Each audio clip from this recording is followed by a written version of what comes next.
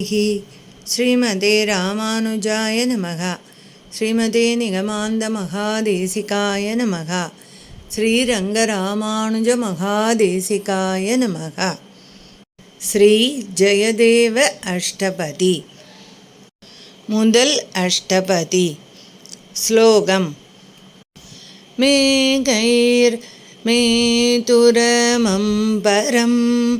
வனபுவஸ்யாமா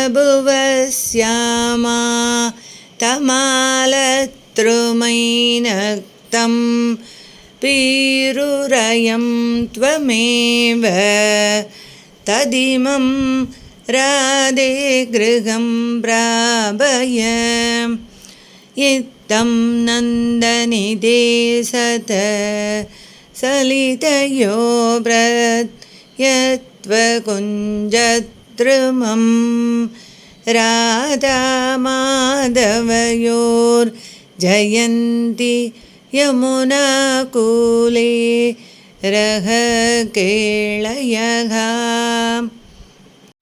வாக்தேவதா சரித சித்ரித சித்தசத்மா பத்மாவதி சரண சாரண சக்கரவர்த்தி ஸ்ரீவாசுதேவரதி கேளிகதா சமேதம்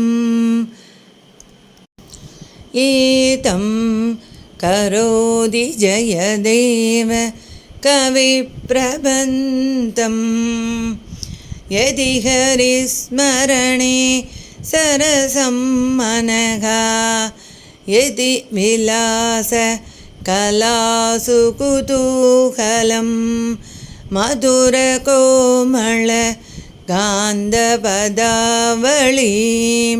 ஸ்ருணு ததா ஜயதேவ சரஸ்வதீம் வாசபல்லவயுத்யுமாபதிதர சந்தர்ப்பசுத்திம் கிராம் ஜானீதே ஜயதேவ ஏவ சரணஸ்லாக்யோ துருகத்ருதே ஸ்ருங்காரோத்தர சத்பிரமேயரச்சனைः ஆச்சார்ய கோவர்தன ஸ்பர்த்தி கோபி ந விஸ்ருதः ஸ்ருதிதரோதோயி கவிஷ்மாபதிः. ஸ்லோகத்துக்கு அர்த்தம் பார்க்கலாம். எடுத்த பேராளன் என்று நம்மாழ்வாரால் கொண்டாடப்படுகின்ற நந்தகோபாலன் ஒரு நாள் பசுக்களை மேய்ப்பதற்காக வனம் புறப்பட்டார். அவர் கண்டெடுத்த நிதி குவியலான கண்ணன் அப்பா அப்பா என்று அழைத்தபடி ஓடி வந்து அவர் கையை பற்றினான். என்னடா கண்ணா என்ற நந்தகோபாலனிடம் தானும் காட்டிற்கு வருவதாக அடம் பிடித்தபடி சொன்னான் கண்ணன். சரி வா என்றதுதான் தாமதம். ஆனந்தம் ஆனந்தம் என்று உரக்க கத்தியபடி அவரை தொடர்ந்திடும் அவன் முகத்தில்தான் எத்தனை மகிழ்ச்சி! இதனை மகன் ஒருவருக்கல்லாத மாமேனி மாயன் மகனாம் என்று பாடி வியக்கிறார் பேயாழ்வார். குதூகலமாக காட்டிற்கு சென்றான் கண்ணன். பகல் பொழுது நன்றாகத்தான் கழிந்தது. மாலை பொழுது வரவும் சூரியன் மறையத் தொடங்கினான்.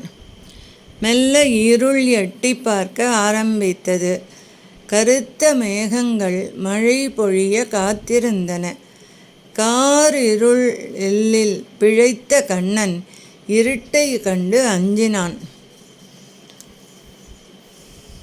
அப்பா வா, நம் வீட்டிற்கு போகலாம் என்று நச்சரிக்க ஆரம்பித்தான். பறந்து விரிந்த வனத்தில் ஆங்காங்கே மேயும் பசுக்களை தேட வேண்டிய கட்டாயத்தில் இருந்த நந்தகோபர் உடனடியாக வீடு திரும்ப இயலாத நிலையில் இருந்தார். கண்ணனோ அடம் பிடிக்கிறான். என்ன செய்வதென்று அறியாது திகைத்து நின்ற நந்தன் கண்களில் அப்போதுதான் அங்கே ராதை தென்பட்டாள். கண்ணனை வீட்டிற்கு அழைத்து செல்லும் பொறுப்பு ராதையிடம் ஒப்படைக்கப்படவும் அவள் அகமகிழ்ந்தாள். மகிழ்ச்சி ராதா பின்னே தான் தேடும் நிதி குவியல் தானாக தன் மடியில் விழுந்த மகிழ்ச்சி அவளுக்கு. நந்தபாபா, நீங்கள் கவலை கொள்ளாதீர்கள். கண்ணனை பத்திரமாக வீட்டில் கொண்டு சேர்ப்பது என் பொறுப்பு என்றபடி கண்ணனுடன் புறப்பட்டாள் ராதை. அடர்ந்து நெடிந்து வளர்ந்திருக்கிற மரங்களினூடே யமுனை கரையில் செடி கொடிகளும் முட்புதர்களும் நிறைந்திருக்கின்ற அவ்வனத்தில் அவள் அச்சமின்றி நடந்தாள். கண்ணன் அவளை பார்த்து கேட்டான், ராதே, உனக்கு பயமாக இல்லையா? அவள் சொன்னாள், கண்ணா, நீ துணையிருக்க பயம் என்ன? உரக்கச் சிரித்தான் கண்ணன். அது சரி, நானே நீ துணையாயிருப்பதால் தான் அச்சமற்று இருக்கிறேன். நீ என்னடா என்றால் ஹா திரும்பவும் அவனிடமிருந்து வெடிச்சிரிப்பு புறப்பட்டது.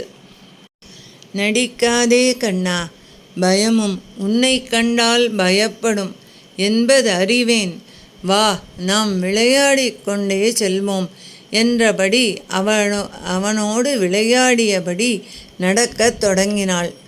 அந்த லீலைகளுக்கு என்னாலும் ஜெயம் உண்டாகட்டும்.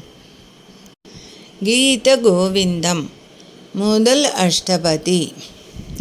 பிரளய பயோதி ஜலே திருதவானசி வேதம் விகிதவஹீத்ர சரித்ரம் கேதம் கேசவாத்ருத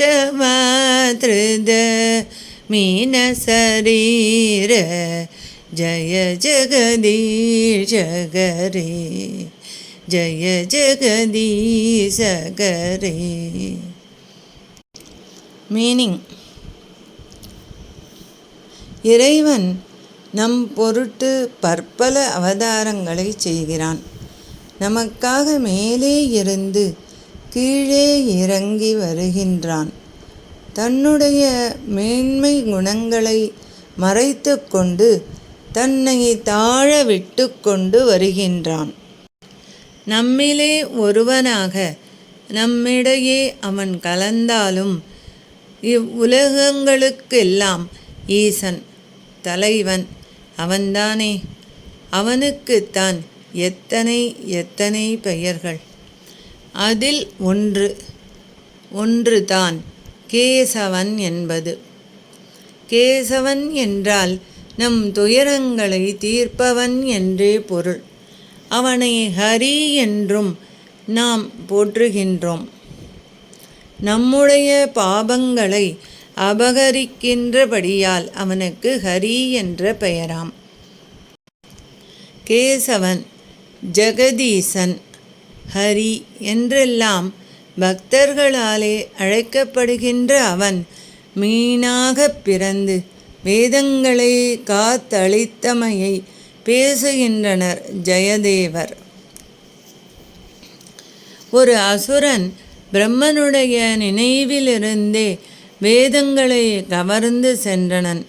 கலங்கின பிரம்மா, வேதங்களை இழந்தேன், கண் இழந்தேன், அறிவிழந்தேன் என்று அழலானான்.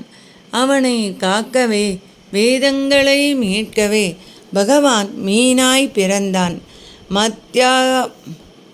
மத்ஸ்யாவதாரம் என்று அந்த அவதாரம் அழைக்கப்படுகின்றது.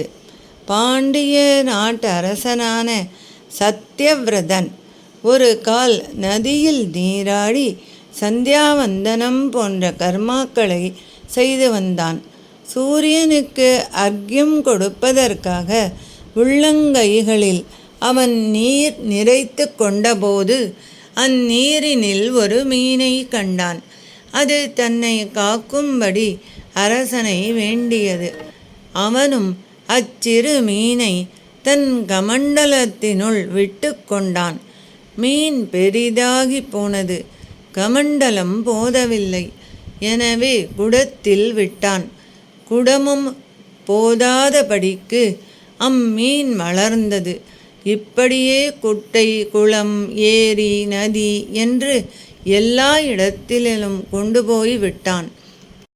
மீன் வளர்ந்து கொண்டே போவதால் அவ்விடங்கள் அதற்கு போதுமானதாக இல்லை. கடைசியாக அம்மீனை கொண்டு போய் கடலில் விட்டவன் மீன் வடிவத்தில் வந்திருப்பது பரம்பொருளே என்றறிந்து கொண்டான்.